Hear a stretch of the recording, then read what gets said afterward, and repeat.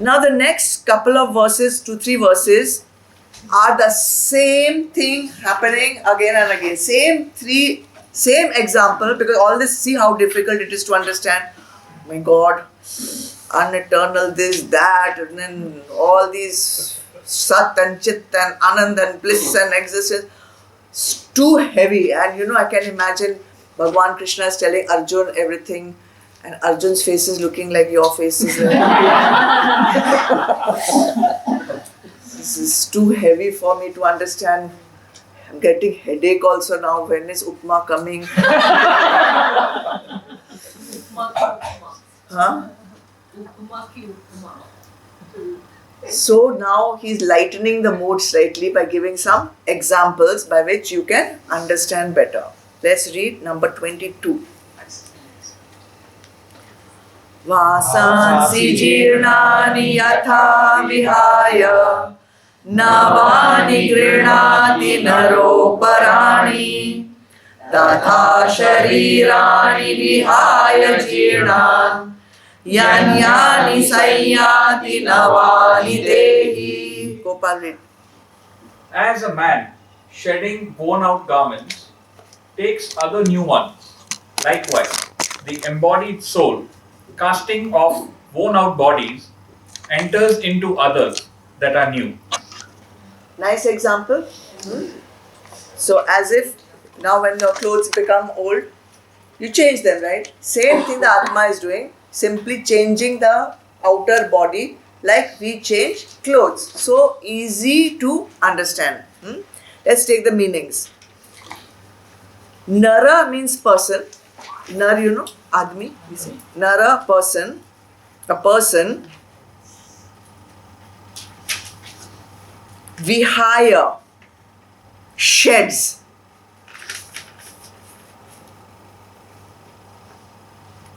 Jirnani, worn out.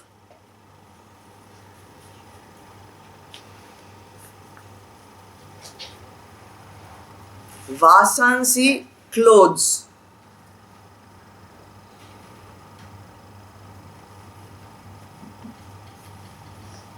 Grihanati, takes, accepts. Navani, new.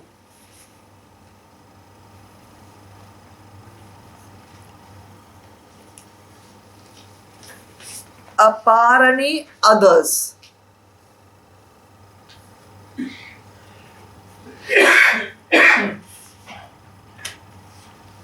So up to there, the meaning becomes just like, which is not written, just like a person sheds, removes worn out garments and accepts other new ones. Tatha, like that, likewise, tatha. Sharirani, the embodied soul, means the soul which is inside the body.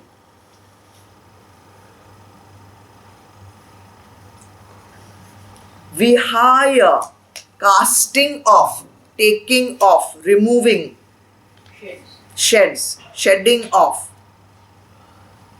Again, jirnani, worn out. Dehi, body. Just like that, how we take out old clothes and wear new clothes, in the same way, the soul in the body removes the worn out body. Sanyati, enters.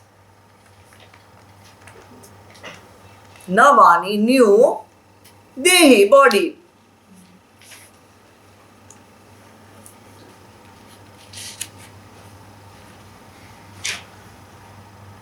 So 2-3 verses now will come with this same example being explained again and again. In Sanskrit literature, there is a term for a verse to be repeated in different ways, and just for you to have that understanding, it's called Punar Ukti. Punar, again, Ukti, saying. Punar Ukti, saying the same thing again and again, so that some way or the other it goes inside.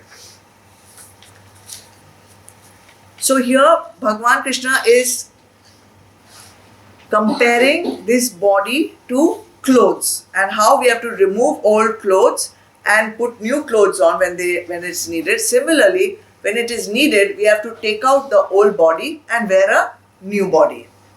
So let's see the importance of clothes. Last week I attended one program. It was a spiritual program. But I think more than a spiritual program, it was a fashion show. Because every day the one designer thing was coming after the other.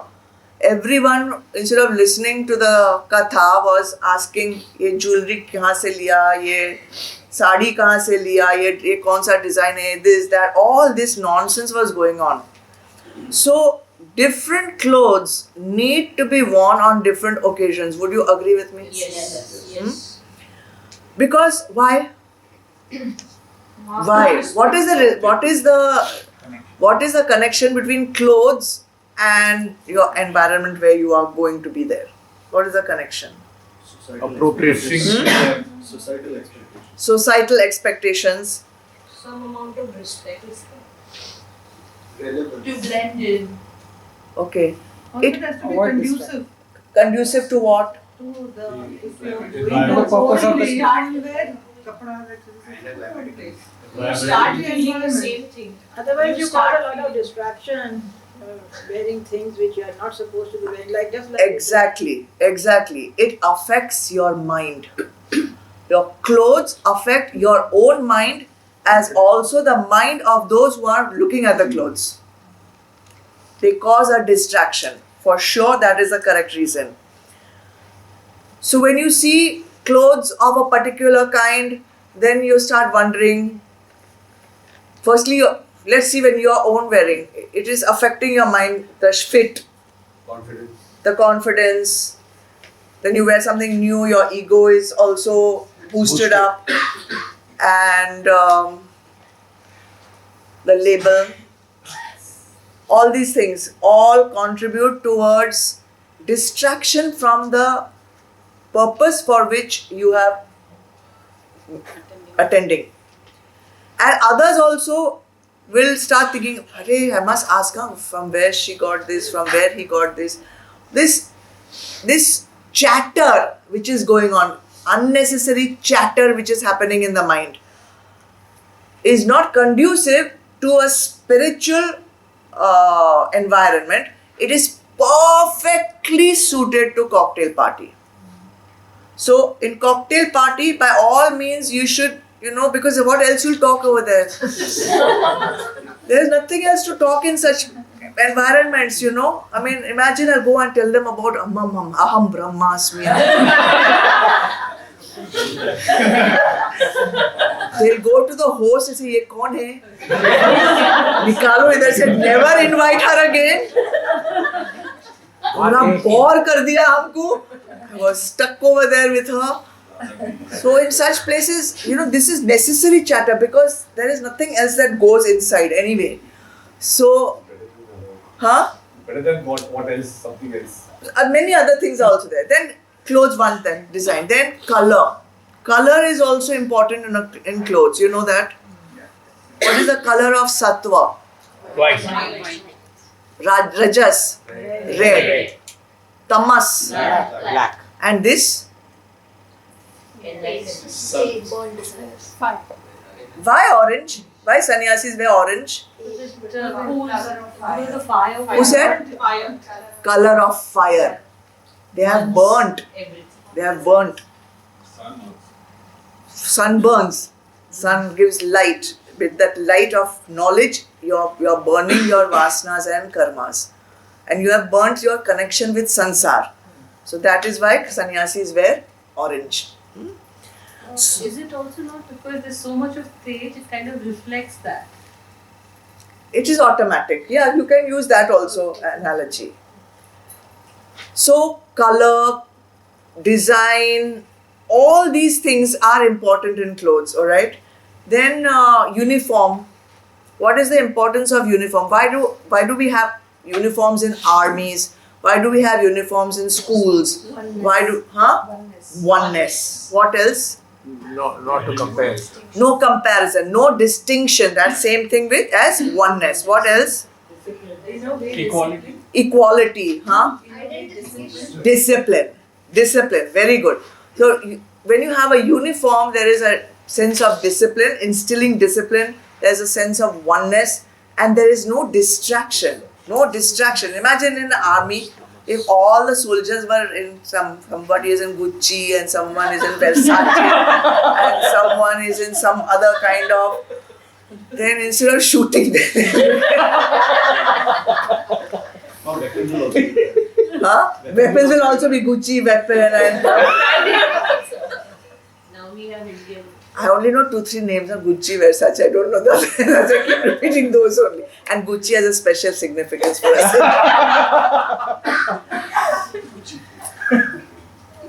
In the same way, our body is that dress for our Atma. This body is this like a dress for our Atma.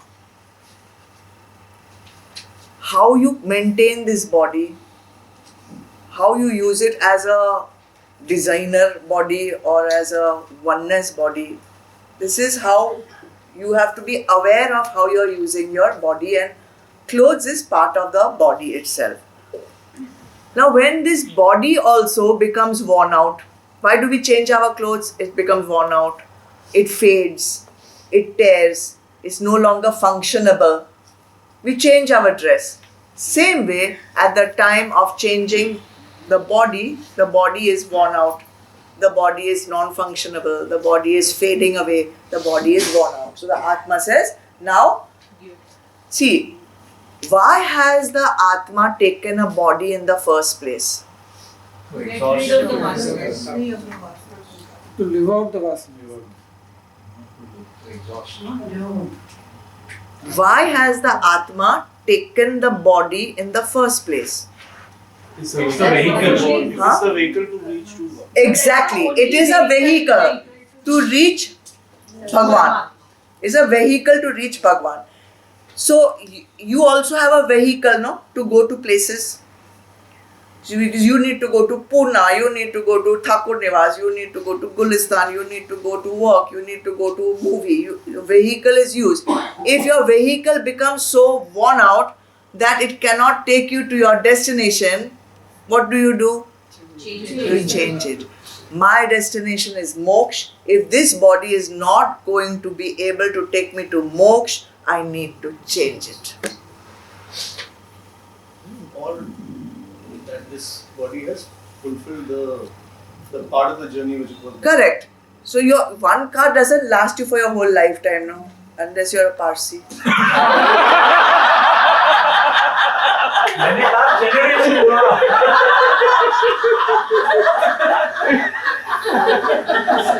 You know from where these things come from? Many last generation.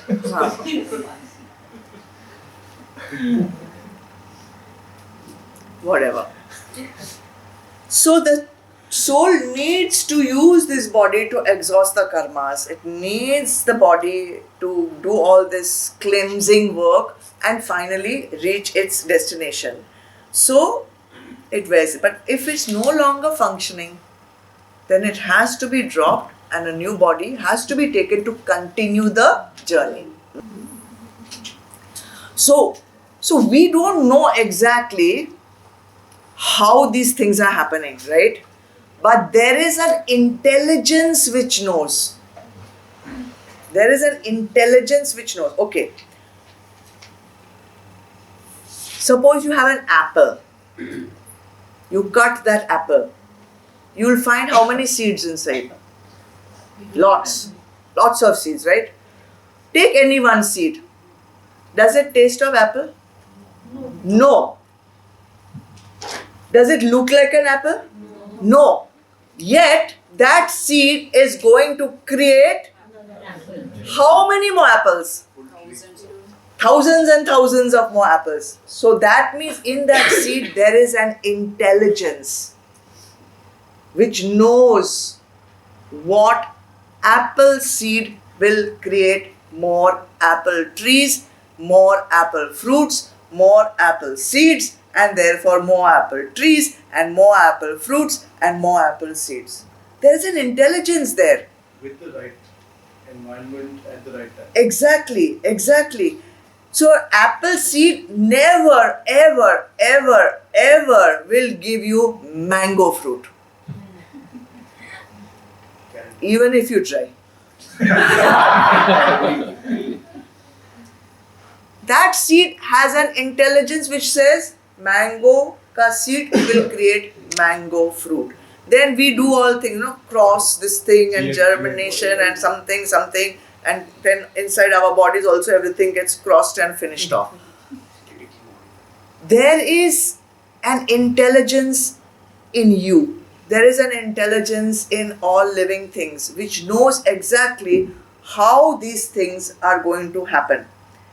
So in us also, in our Atma, there is, I'll not say in our Atma, I will say Atma itself is intelligence. Chit. Atma itself is intelligence. So just like the seed which you put in the ground, apple seed, it takes the earth, it takes the water, it takes the sun, and it creates an apple tree. Similarly, the intelligence of Atma takes the earth, takes the matter from the mother and the father. It takes the nourishing of the embryo, of the uterus, of the environment, and it creates a body according to its vasanas. And then it gets embodied in that body which it has created. So the body that it creates is matter. And the Atma around which it has created the body, that is called Chetan.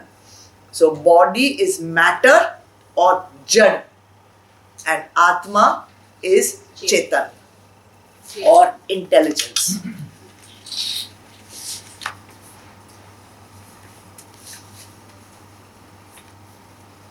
So if you take the Vedantic definitions of Jad and Chetan, Vedanta says Jad is that which does not know itself or does not know anything else either.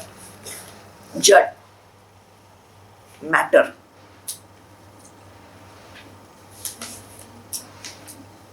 Jad is that which does not know itself or anything else. And Chetan is that which knows the self and also knows the self in others.